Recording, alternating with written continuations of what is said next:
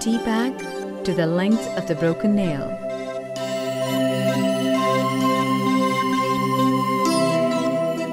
Apply the entity glue.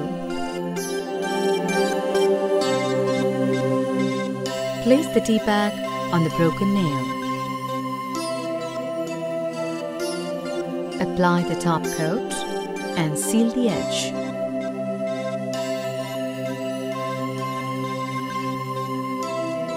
Scratch it gently to make it smooth and even.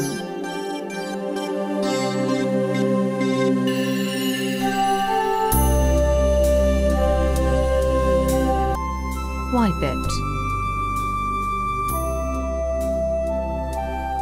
Apply base coat. Leave it to dry.